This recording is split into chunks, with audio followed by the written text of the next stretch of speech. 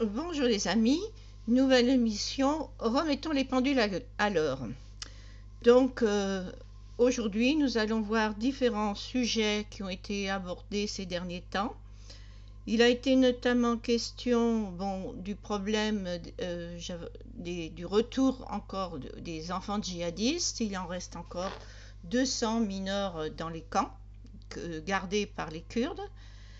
D'autre part, il y a également le sujet des EHPAD qui avait été abordé sur CNews avec des témoignages de maltraitance. Donc, je voudrais revenir sur un petit témoignage à ce sujet-là. Et également, nous allons parler de l'enfant et de l'handicap, puisque ce sujet a fait polémique au sujet lors d'une déclaration d'Éric Zemmour qui prônait d'investir plutôt sur des établissements spécialisés que dans l'inclusion, donc dans les circuits scolaires normaux. Bon, alors nous allons donc commencer peut-être par les enfants djihadistes.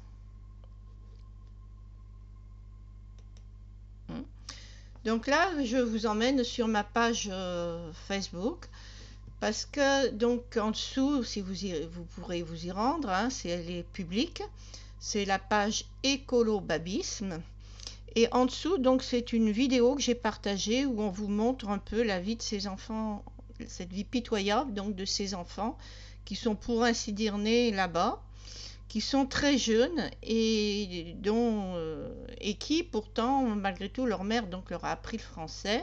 Certains sont partis, ils avaient un peu plus âgés, hein, maintenant ils sont adolescents et ils connaissaient le français, et ils ont la nostalgie, vouloir rentrer en France, retrouver une famille, des liens familiaux, alors que là ils sont dans un camp, isolés, seuls avec leur mère, et bien entendu ils sont aussi peut-être à la merci de personnes qui pourraient plus ultérieurement les manipuler. Alors voilà ce que j'écris, je vais vous le lire pour ceux qui n'arriveraient pas à lire. La France a besoin d'enfants français. Comment peut-on avoir peur d'un enfant et dans le même temps laisser sur notre sol des prédicateurs dangereux?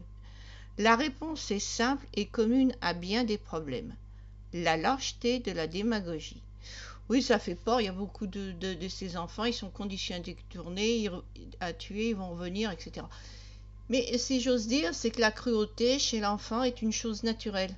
C'est l'éducation qui, bien souvent, a tendance à drainer, organiser des pulsations, donc qui peuvent qui sont violentes. Un enfant, c'est...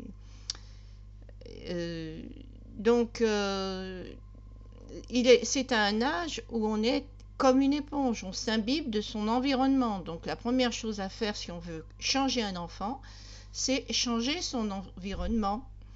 C'est pour ça qu'évidemment, il faut un retour en France, mais un retour évidemment pas dans un milieu où il pourrait être islamisé ou reconnu comme un héros, ou ses parents qui sont partis là-bas comme des héros. Donc ces conditions-là posées, donc j'ai continué la lecture. On peut aussi donc oui, donc c'est pas logique, hein, on laisse des enfants là et par contre on a toujours sur notre sol des gens qui sont extrêmement dangereux, eux. Et certains, justement, ils ont connu cette vie-là de misère.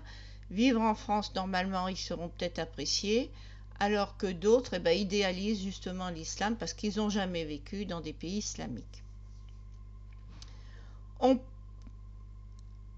On pouvait les rapatrier avec leur mère, juger celles qui sont parties là-bas adultes, voire donner la garde à la famille ou nommer un tuteur. Parce que je rappelle, même pour les mères, quand c'est des filles mineures qui sont parties, le problème, il peut relever ou des parents ou même de l'État français qui a laissé partir à l'aéroport des mineurs. On se retrouve, vous voyez, dans un sens comme dans un autre, avec des problèmes de mineurs, puisque moi je pars du principe qu'un pays qui se respecte, il ne laisse pas partir ses enfants mineurs, ça c'est une faute de l'État. Et d'autre part, pour ce qui est des mineurs qui viennent en France, la solution, pour moi je ne vois pas où est le problème, parce que la solution c'est l'ambassade, et c'est à l'ambassade, ils rentrent dans l'ambassade, et c'est l'ambassade qui s'occupe du retour au pays. Donc on peut aussi faire un camp en France, aussi un camp fermé donc en France, des enfants et leur mère, et entreprendre une déradicalisation, ne pas avoir peur de faire venir des intervenants dont j'aimerais moi-même pouvoir en être, pour remettre en question l'archaïsme religieux, démontrer la déconstruction du Coran au fil des siècles par divers auteurs, ses réécritures multiples, afin de lui faire perdre son caractère divin. Ces femmes pourraient vivre comme dans un couvent fermé. Je reviens un peu en arrière. En fait, si vous voulez, ce qu'il faut bien montrer, et ça on le démontre très facilement, c'est que dans la religion, les religions suivent les évolutions des sociétés, et il n'y a pas de religion, contrairement à ce qu'on vous dit, de révéler. Elles viennent toujours de quelque part. C'est l'histoire d'une religion préexistante qui existait, d'influences extérieures qui la modifient, etc. Mais on retrouve toujours des éléments antérieurs. Ce n'est pas quelque chose qui vous tombe comme ça du ciel. Donc déjà, si vous supprimez ce caractère de révéler, hein, ça vous écarte donc du fanatisme où, bon, c'est révélé, ça ne peut pas être mis en cause, c'est arrivé comme ça. Non, c'est quelque chose qui a évolué antérieurement, et il n'y a donc aucune raison, si c'est le fruit d'une évolution antérieure, qu'il n'y ait pas non plus une évolution postérieure, et c'est précisément le but qu'est le kolobabisme s'est fixé de démontrer, en adaptant à notre monde d'ailleurs, divers principes religieux pour en épurer l'archaïsme. C'est pas spécialement l'islam, hein. On s'axe un peu plus sur l'islam uniquement du fait de son caractère criminel bien plus que fréquent. Donc, ces femmes en France, elles pourraient vivre comme dans un couvent fermé, s'occuper de leurs enfants sans en avoir la garde permanente. C'est-à-dire que les enfants seront scolarisés dans ce centre. Les week-ends, ils auront des tuteurs pour les ouvrir sur le monde. Donc, ils ne seront pas qu'avec leur mère, comme dans ces camps-là. Hein. Et il ne faut pas se faire d'illusions. Vous avez aussi des terroristes qui venaient de l'extérieur. Donc, ces gens qui sont qui font le terreau de l'islamisme, c'est livré à eux-mêmes, même s'ils sont en dehors de nos frontières, étant donné leur porosité, ils seront aussi une menace pour la France ou pour les intérêts français à l'étranger. Où j'en étais? Oui, donc avoir leur enfant sans en avoir la garde permanente. Et d'ailleurs, on voit bien que certaines d'entre elles qui sont parties là-bas très jeunes sont aussi, semble-t-il, je pense, revenues de leur rêve. Hein. Travailler manuellement ou un travail agricole en communauté comme dans les couvents jadis, hein, ou un travail artisanal, enfin, vous voyez le style couvent. Les enfants, avec donc de l'espace évidemment, les enfants pourraient passer week-end vacances scolaires, on a dit, en famille d'accueil ou chez les grands-parents, si aucune suspicion de radicalisation existe. Pour rappel, vous avez beaucoup de ces jeunes femmes qui sont en fait, c'est des familles victimes, parce que c'est des familles qui n'étaient pas du tout islamiques, et comme je vous ai dit, l'enfant est sensible à son environnement. Un enfant qui n'est pas musulman, entouré du musulman, et ben ça en fait un musulman. Vous en avez une à 12 ans, elle s'est convertie à l'islam. Et là, on voit encore aujourd'hui avec l'histoire des poupées, vous avez le dialogue de la gauche de dire oh ben faut pas contrarier l'enfant, faut le laisser, etc. Donc ces femmes ont été culpabilisées de laisser un peu l'enfant trop jeune libre de ses pensées, et voilà où on aboutit. Donc ils ont été pris en charge par l'environnement extérieur, et c'est pas du tout la mère qui est une victime, qui elle n'était même pas musulmane. Très souvent, on a vu plusieurs cas donc de ces femmes seules, souvent mères célibataires ou divorcées, etc. Donc il faut peut-être dans ces cas-là un tuteur, quelque chose qui secourt la mère. Mais on doit récupérer nos enfants, parce que c'est une façon aussi de tuer nos enfants, que ce soit avec des bombes ou en les radicalisant.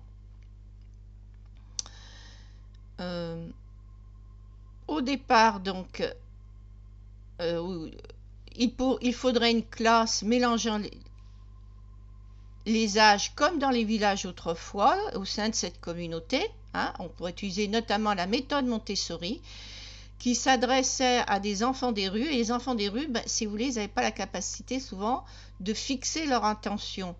Et à cette époque-là, donc c'était avant-guerre, on était avec les idées du nazisme, on avait dans l'idée que ces enfants étaient idiots. Or, avec la méthode Montessori, précisément, elle est arrivée à augmenter donc leur temps d'attention, hein, et petit à petit, donc, à les faire étudier comme n'importe quel enfant normal, en montrant que pauvreté et déficit intellectuel, ça ne va pas forcément ensemble. Donc là, c'est pareil, ces gosses, il leur faut aussi cette méthode. Là, dans ce qu'il y a quand même de positif, dans Daesh, ils ont appris une rigueur. Ils étaient scolarisés, on leur apprenait des conneries, mais ils ont eu l'habitude tout de même d'obéir dans un ordre. Donc s'ils sont dans un groupe, vous arriverez à les cadrer. Il suffit simplement de changer le dogme et l'enseignement. Donc, moi je verrais bien ça. Donc ils sont là, il y a des enfants d'âge différents, et en utilisant donc cette méthode Montessori, qui a pour but donc d'augmenter les capacités donc qu'est-ce que j'ai dit, de concentration des enfants. Donc ça pourrait être aussi les aider à se concentrer sur autre chose que sur ce qu'on jusqu'à présent ils avaient été abrutis. Et ça permet de prendre en charge des enfants d'âge différents, avec justement le problème pour certains de la perte de scolarité, du retard de scolarité qu'ils pourraient avoir. Parce que évidemment, si on a un enfant qui a un retard scolaire important, qui serait du niveau de 3 classes en dessous, et qu'en plus on craint de la violence du fait du milieu où il a vécu, ben, ça ne le fera pas. Hein. Donc voilà. Ensuite, une fois que, peut-être au bout d'1 an, 2 ans, ça sera à voir, hein, que l'enfant donc aura préparé donc dans ses centres, avec où sera sa mère pour les enfants très jeunes, donc sa réinsertion. Bien, ensuite, il pourra joindre l'école communale, bien entendu. Si l'enfant est orphelin ou les parents en prison et que la famille proche est saine, il faut les placer directement dans leur famille sans passer par la case aide sociale. Ça n'aide pas à l'intégration. Hein. Ça ne peut que les déstabiliser un peu plus, voire soutenir par une aide ou une tutelle administrative si la famille est jugée fragile. C'est ce que je vous dis, ces femmes qui sont seules et qui vivent dans un milieu hostile. Grands-parents âgés, de santé déficiente, célibataires, etc. Les aider peut-être à déménager d'ailleurs. Hein. Ça, je pense que ça pourrait être utile. Hein. Quant aux ados de plus de 14 ans ayant manié des armes, il faudrait une structure de type enfant de troupe fermée avec famille d'accueil le week-end. Voilà. Bon, maintenant on va passer donc à un autre sujet. Ah. Donc voilà, tenez, je vous montre donc Guide Montessori. Maria Montessori, pédagogue de renommée internationale, à l'origine de la pédagogie portant son nom, fut un précurseur en matière d'éducation et d'engagement pour les droits des femmes et des enfants. Découvrir sa vie, etc.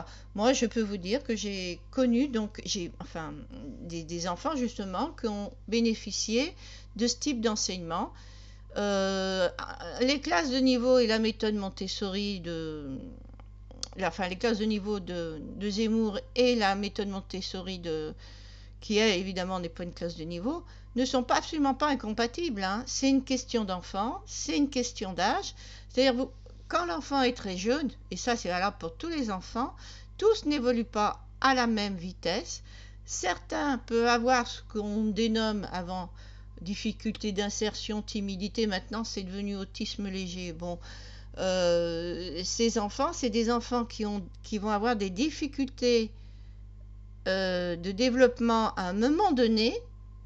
Il peut y avoir comme ça des blocages et ensuite ça repart. Mais le problème, c'est que les souffrances, les moqueries, tout ça qu'ils auront eu au cours de la période dans laquelle ils seront en retard, si vous voulez, par rapport aux autres enfants. Même si par la suite, ils progressent avec l'orthophonie, avec tout ce que vous voulez, tout ce qui est psychomotricité, etc. Le problème, c'est que même en récupérant leur handicap, ils ont des difficultés relationnelles du fait du traumatisme vécu au cours de cet handicap. Donc, c'est extrêmement.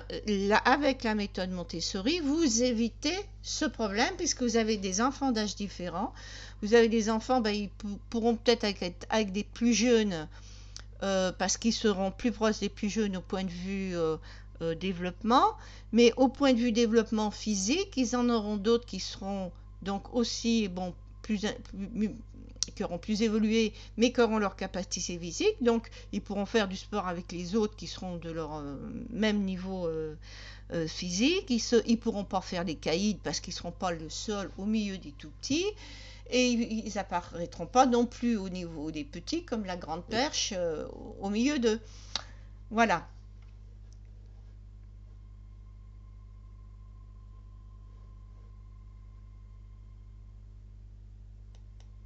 Bon, maintenant nous allons passer donc aux autres sujets. Alors j'ai entendu un témoignage, parce que je pense, vous voyez, très souvent je dénonce moi aussi, j'ai eu au cours de mon existence très souvent dénoncer vivement la maltraitance donc dans les résidences de personnes âgées, etc. J'ai même écrit là-dessus.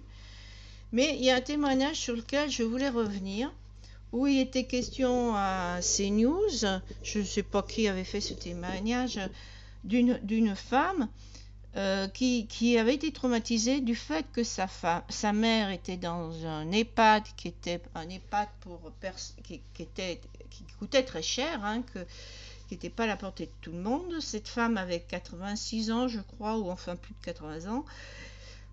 Elle souffrait de la maladie d'Alzheimer et apparemment, elle avait un escar, elle devait être au dernier stade plutôt grabataire, je suppose. Et donc la fille était indignée parce qu'elle avait cet escar, et elle disait que c'était cet escar qui avait certainement abrégé ses jours.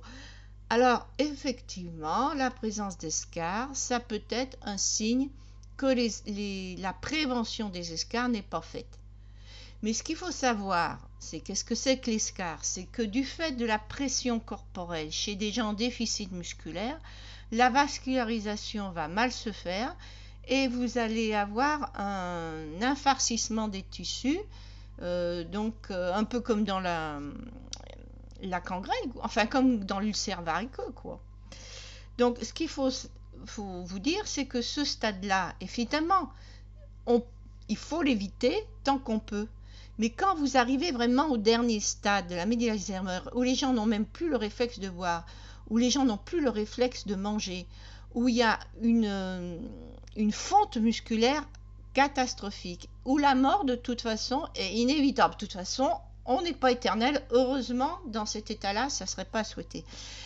Eh bien, à ce moment-là, l'escar est pratiquement inévitable. Ce qu'il faut, c'est laisser les gens partir à ce moment-là le plus rapidement possible. Évidemment, n'allez pas les soutenir avec des perfusions, de protéines ou je ne sais pas quoi. Il faut qu'ils partent très rapidement. Mais en étant dénutris, forcément et couché, l'escar sera inévitable. Cela ne veut pas dire qu'il y ait forcément une douleur. S'il y a une douleur, il ne faut pas hésiter à calmer avec la morphine si besoin, ce n'est pas un problème. Et ces personnes-là ne communiquent plus, elles n'ont plus la possibilité de parler, elles n'ont plus la possibilité de reconnaître les leurs, elles n'ont plus des fois à un moment donné la possibilité d'éprouver la sensation de soif. Donc vous voyez, tout est vraiment très très altéré. Voilà, donc je voulais défendre un peu le personnel.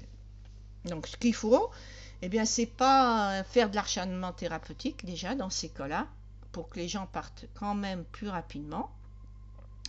Mais ce qui est important, c'est faire tout ce qu'on peut pour vieillir en plus ou moins bonne santé le plus longtemps. Et ça commence très tôt. Ça commence déjà quand on est jeune.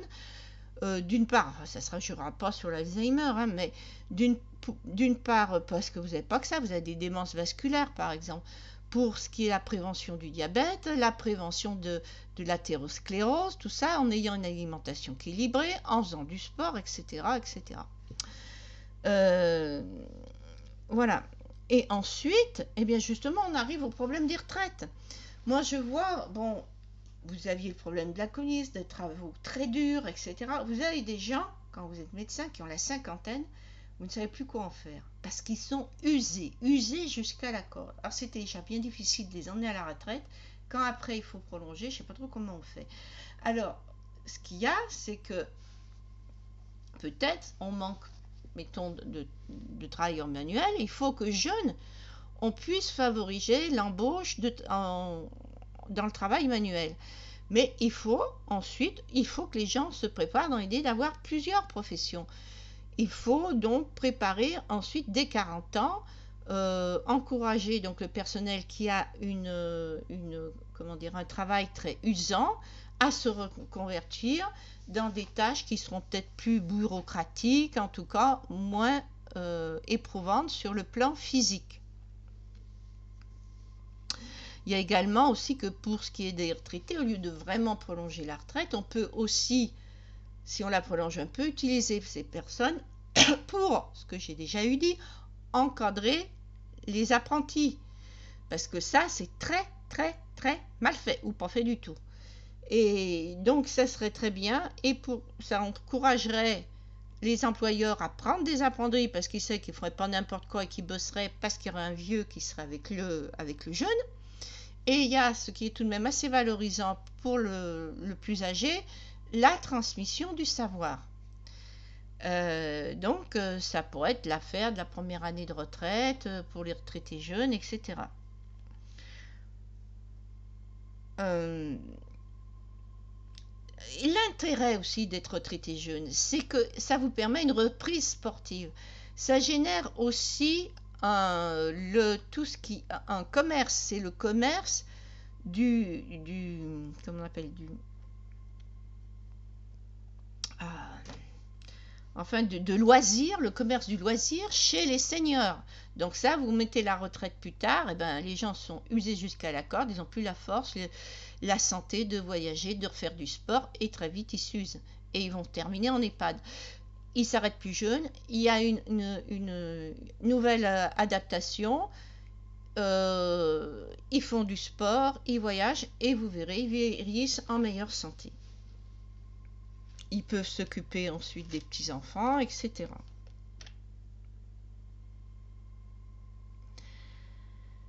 Pour l'importance aussi d'un bon vieillissement, je rappelle l'importance de l'entourage affectif. Et là, je ne parle pas uniquement des enfants, etc. Je parle de la vie de couple. Ce n'est pas parce qu'on est âgé qu'on n'a plus besoin d'une vie de couple. Et quand je dis une vie de couple, c'est une vie aussi sensuelle. Et ça, souvent, c'est négligé chez les personnes âgées. Alors, si vous terminez seul dans votre chambre, sans possibilité de contact physique, même avec un animal, et ben ça, c'est quelque chose qui entraîne une souffrance. On a besoin, on a 2 degrés de relation. On a le langage, mais on a aussi l'empathie, que certains peuvent aller jusqu'à la télépathie, si vous voulez. Il y a ce système qu'on a besoin, il n'y a pas entre 2 individus d'avoir quelqu'un ou parfois un animal avec qui vous avez cette espèce de communauté, cette communication non verbale. Les statistiques l'ont prouvé, hein. Les gens célibataires, qui pourtant peuvent être plus riches, qui ont les moyens de voyager, de se distraire, etc., ont tendance à vivre moins longtemps que des gens qui vivent en couple. Et là-dessus, évidemment, il y a aussi les antécédents professionnels, la pénibilité du travail qui joue énormément sur l'espérance de vie. Donc, il faut que nos seniors gardent aussi des possibilités de moyens financiers pour faire partie d'une société de loisirs. Parce que ça sera aussi une perte à gagner pour les plus jeunes qui travaillent. Hein. Alors, avec le Covid, qu'est-ce qu'il faut en tirer aussi? Eh bien, c'est que tout ce qui est communauté, en dehors de tous les problèmes que ça peut entraîner, quand vous avez ces gens qui se sont retrouvés enfermés, la souffrance qu'ils en ont éprouvée à titre individuel, mais il y a également que pour la collectivité, si vous avez des foyers de personnes âgées qui ont donc tous en mauvaise santé un déficit immunitaire, eh bien vous en faites des foyers infectieux. Donc la prévention, c'est le maintien de la personne âgée dans son milieu, entourée de gens de tout âge, plutôt qu'elles soient toutes ensemble, parce que ça va favoriser les foyers épidémiques de virus qui s'attaquent surtout aux gens en déficit immunitaire. Le virus, c'est un prédateur. Il fait le ménage, comme le lion s'attaque dans les troupeaux aux animaux vieux ou malades.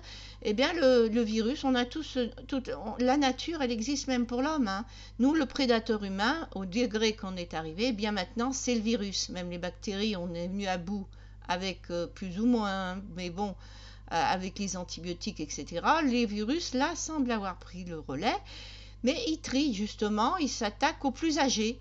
Alors, c'est finalement un peu mieux que la tuberculose qui, elle, par exemple, tuait des sujets jeunes. Hein. Donc, si vous voulez, vis-à-vis de l'espèce, c'est pas une mauvaise chose, mais si vous voulez vivre vieux, eh bien, et que la société donc n'ait pas avoir ces problèmes épidémiques récurrents, eh bien, il faut favoriser le maintien de la personne âgée à domicile et dans de bonnes conditions, avec donc une société de loisirs et d'entourage affectif.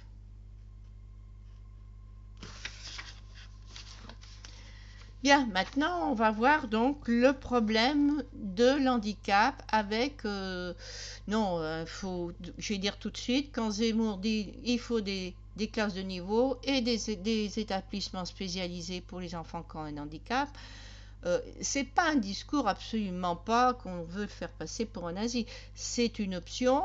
On va voir donc ce qu'il en est. Et on va voir donc le pour et le contre. Alors déjà, le problème de l'handicap, c'est un problème très complexe. C'est pas quelque chose, je pense, qui va se décider au sommet de l'État. Il faut les moyens pour que des gens compétents prennent en charge l'handicap, et des solutions sont diverses. Toutes les solutions ne s'appliquent pas à tous les individus à tous les individus.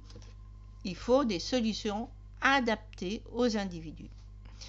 Alors, dans des cas, ça peut être des établissements spécialisés, et dans d'autres, ça peut être donc de favoriser l'insertion au sein d'un niveau scolaire classique. Alors, je vous rappelle, on a l'handicap physique, l'handicap aussi, les fatiguités mentales, mais surtout, ce qu'on oublie, c'est qu'on a des troubles du développement qui peuvent être d'ordre psychologique, ou même des causes organiques, comme je vous ai expliqué dans l'autisme, avec des séquelles du fait donc du traumatisme, du vécu, de l'isolement de l'enfant qui se trouve donc avec des gens qui ne sont pas comme lui, qui ne le comprennent pas. Et donc ça peut entraîner des séquelles liées à cette souffrance, alors que l'handicap a été, pour ainsi dire, résolu. Et ce qu'on va voir et qu'on considérera comme maladie psychiatrique, en fait, c'est simplement les conséquences du traumatisme, d'une maladie qui pouvait à la base être organique et passagère. Alors, eh bien, il faut voir tout comme on prend l'handicap physique. Eh bien, ça va dépendre déjà de votre classe. Si vous avez une classe de 30 élèves, eh bien, c'est pas pareil. Donc, avant de parler d'insertion de l'handicap, et ça, parce que donc ce que je veux démontrer, c'est que les problèmes pour l'enfant en handicap est peut-être plus aigu, mais c'est des problèmes qui sont communs aussi à tous les enfants. Donc, il faut déjà résoudre ce problème des classes surchargées. Alors, on peut avoir des aides extérieures, auxiliaires, etc. Et je prends l'exemple de l'école Montessori, qui sont des petites structures. Alors, si vous voulez mettre des aides et tout, c'est pas possible financièrement. Donc là aussi, il va y avoir un autre facteur, c'est la capacité et la volonté du parent ou des parents de s'investir en soutien à Montessori, il y avait par exemple des mères qui venaient et qui participaient pour changer leur enfant quand c'est un enfant qui se souillait, pour le calmer, etc. Il y avait aussi cette présence qui aidait à l'école par de diverses manières, en s'occupant même du budget, etc. Bon, enfin, je ne vais pas rentrer dans le détail. Ce qu'il faut, c'est que l'accompagnement scolaire, etc., c'est que il faut des petites structures et ça demande un investissement. S'il n'y a pas cet investissement parental, et bien entendu, on va devoir passer beaucoup plus facilement aussi à des structures spécialisées. Ensuite, les structures spécialisées, elles peuvent peut-être recevoir les enfants dans un cadre spécifique à un moment donné, c'est-à-dire d'une part un cadre de la recherche, observer régulièrement ces enfants, dans le cas de l'autisme justement pour en trouver aussi les causes, hein, parce que si l'autisme augmente, il faudrait peut-être bien s'interroger pourquoi. Et personnellement, j'aimerais mieux investir sur l'autisme que dans la maladie d'Alzheimer. Même si d'ailleurs, si on voit certaines causes toxiques sur le cerveau de l'enfant, on puisse des fois peut-être en tirer aussi des leçons sur l'Alzheimer. Hein. Ça, il y a eu déjà, j'ai vu des parutions là-dessus.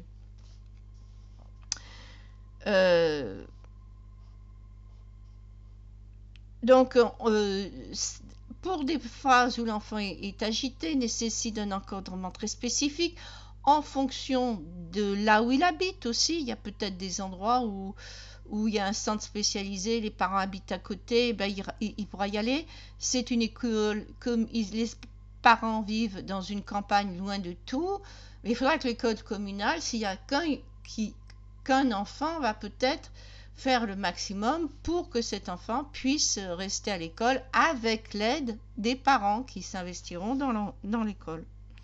Il faut évidemment, comme avait dit l'intervenante, là, qui était contre le fait des établissements spécialisés, une orthophoniste peut être très utile non seulement pour les enfants qui sont dyslexiques, mais aussi pour dépister ceux qu'on ne connaît pas comme tels.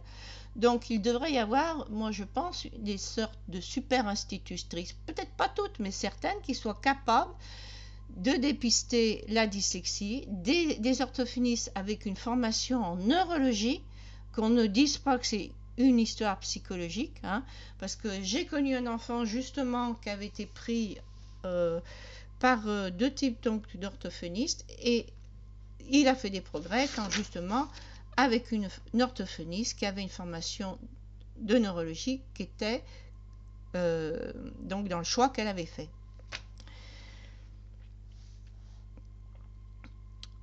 Donc là, on est beaucoup sur les résultats, sur le mode individuel. Ça dépend de beaucoup de choses. Ça dépend du degré de l'antiquac, ça dépend des parents, ça dépend de l'établissement, ça dépend aussi de la compétence de l'orthophoniste ou du psycho ou de différents intervenants.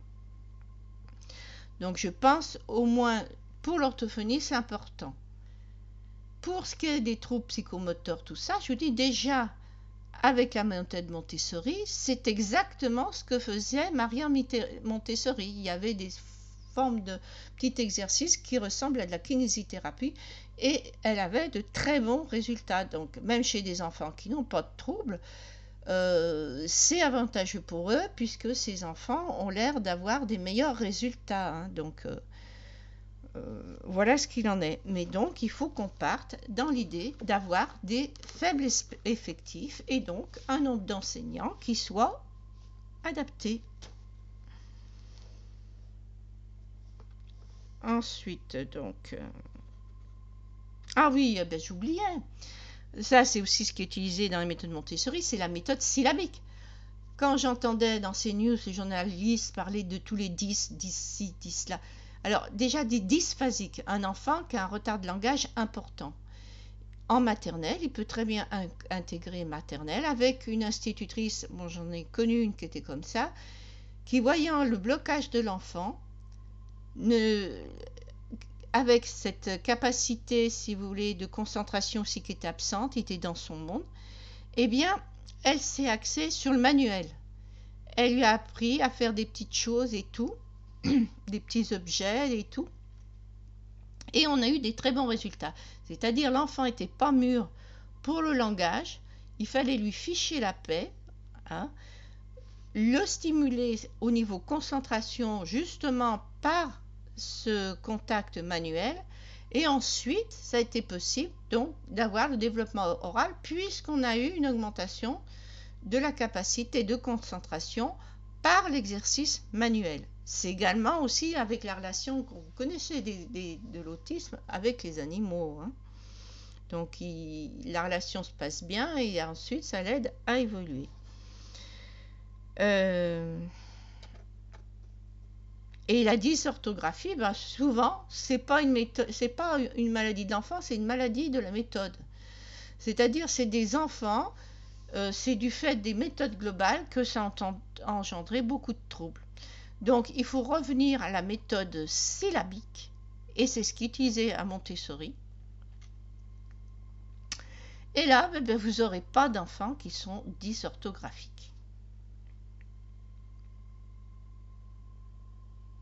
Donc les enfants, l'intérêt d'avoir des enfants d'âge différents au sein d'une même classe, on l'a déjà vu.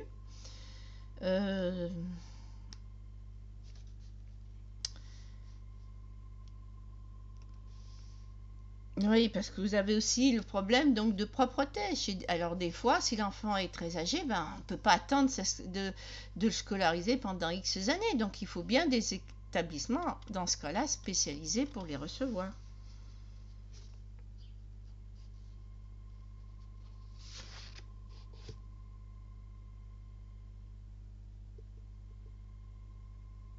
Bon, ensuite, on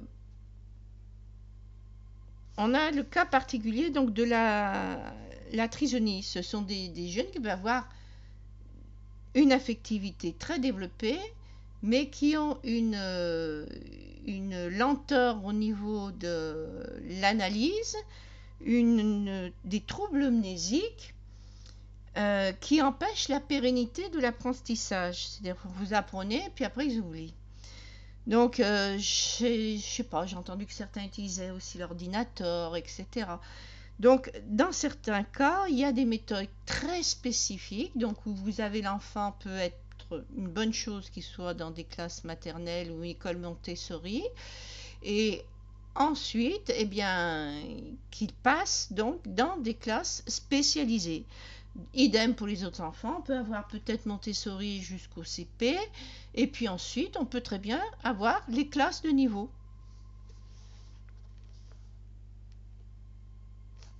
Donc pour les trisoniques, eh bien, évidemment, il leur faut des écoles spécialisées parce qu'ils auront une orientation professionnelle aussi très spécifique. Donc autant, très jeunes, développer ce qui leur permettra d'avoir une capacité professionnelle.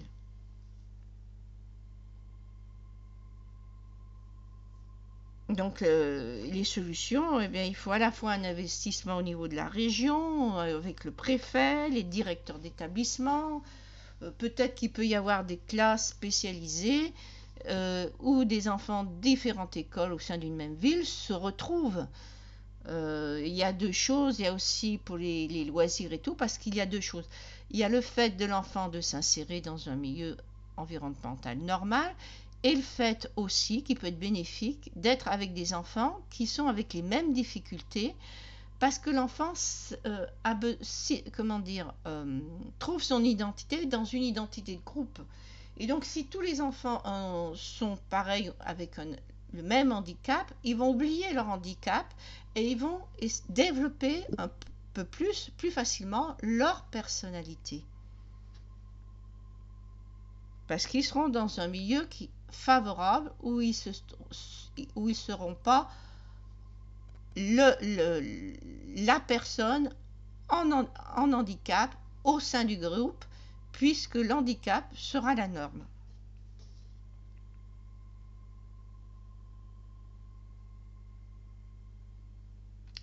Bon, ben, je crois qu'on a fait un peu le tour.